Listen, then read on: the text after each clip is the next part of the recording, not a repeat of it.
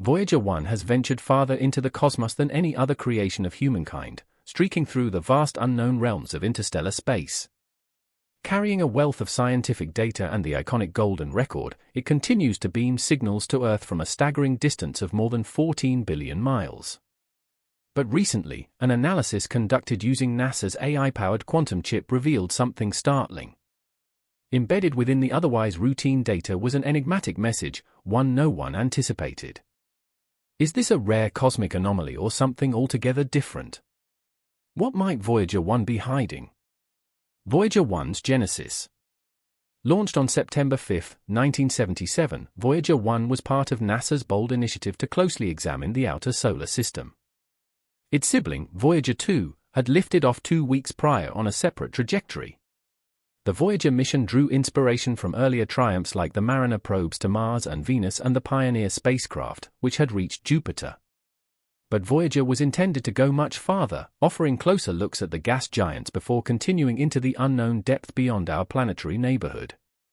In the early 1970s, NASA recognized a rare planetary lineup that occurred roughly once every 176 years, enabling a spacecraft to visit multiple outer planets using gravitational slingshots. Voyager 2 would take advantage of this alignment to fly past Jupiter, Saturn, Uranus, and Neptune. Voyager 1, by contrast, was assigned to focus on Jupiter and Saturn before accelerating out of the ecliptic plane following its Saturn flyby. Built upon the lessons learned from the Pioneer missions, particularly their encounters with Jupiter's intense radiation, Voyager 1's design emphasized protection. Engineers at NASA's Jet Propulsion Laboratory, JPL, in Pasadena, California, constructed the spacecraft with robust shielding, redundant systems, and sophisticated scientific instruments. Time and budget constraints demanded swift development. Each subsystem had to meet tight specifications for weight, size, and energy consumption. The plan was to collect as much data as possible during brief flybys of Jupiter and Saturn. Though originally expected to function for just a few years, Voyager 1 far exceeded those projections, ultimately becoming the first human-made object to cross into interstellar space.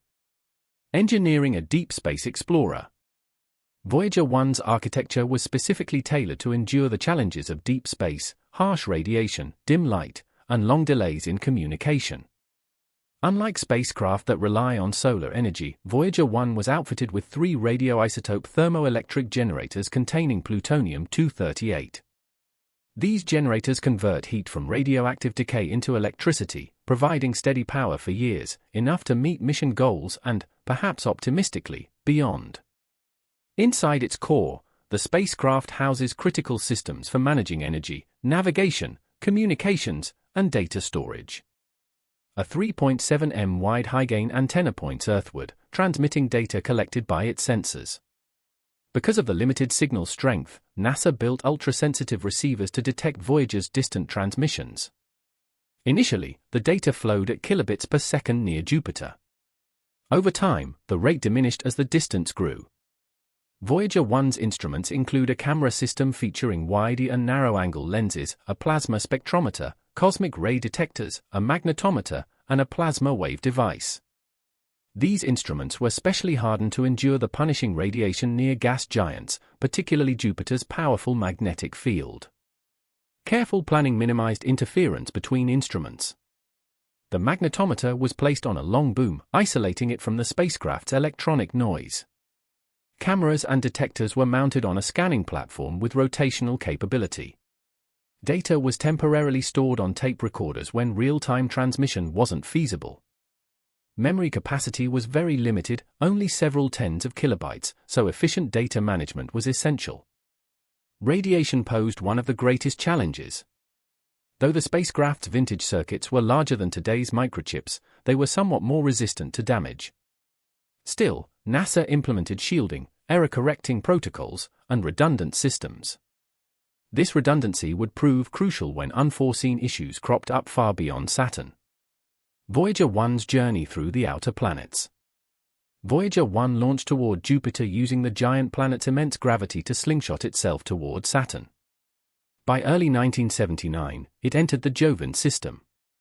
The close-up images stunned scientists, revealing Jupiter's turbulent clouds, the massive Great Red Spot, and volcanic eruptions on Io, the first ever observed outside Earth. Europa's icy surface and the complex terrains of Ganymede and Callisto also captivated researchers. The instruments mapped Jupiter's powerful magnetic field, showing it extended much farther than expected. Despite harsh radiation, Voyager 1 endured, validating its design. The Saturn encounter, however, remained the mission's primary target. In 1980, Voyager 1 reached Saturn, capturing breathtaking images of its rings, showcasing braided patterns and tiny ringlets. A close examination of Titan, Saturn's largest moon, unveiled a dense, nitrogen-rich atmosphere more substantial than Earth's. This unexpected discovery set the stage for later missions like Cassini-Huygens, which would eventually land on Titan. Among the mission's highlights was a close pass of Saturn's rings, revealing gaps like the Cassini division and puzzling radial spokes. These images mesmerized the world.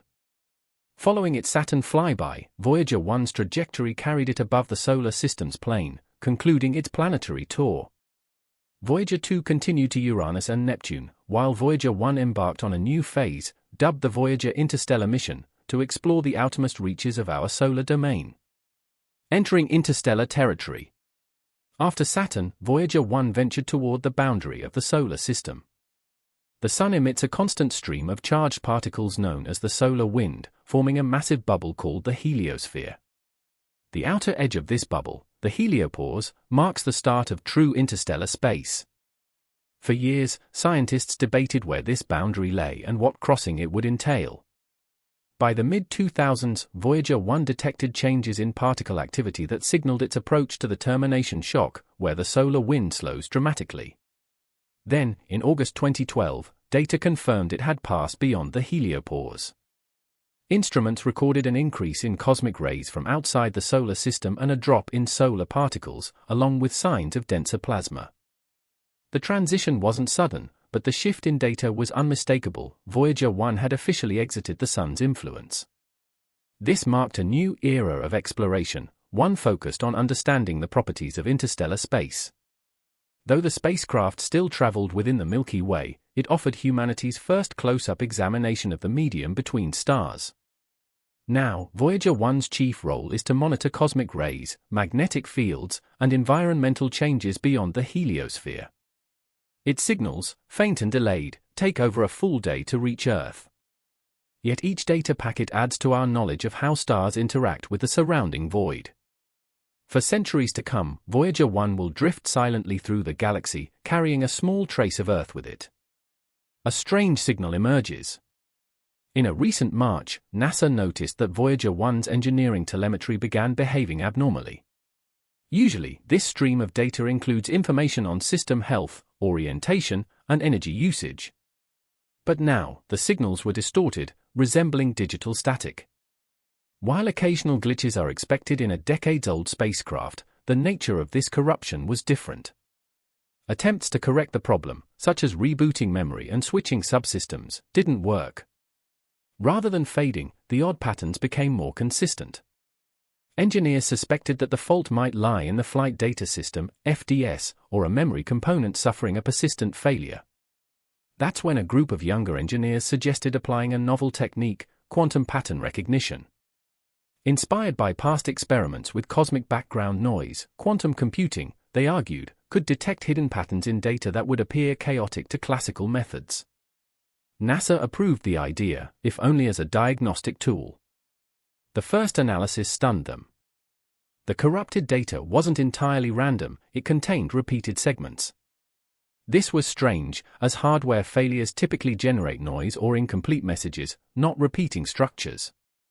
Although caution remained high, quantum algorithms sometimes detect false patterns. Engineers agreed that further investigation was needed. NASA publicly acknowledged the anomaly, reassuring the world that Voyager 1 was otherwise stable. But with the strange transmissions continuing, speculation grew.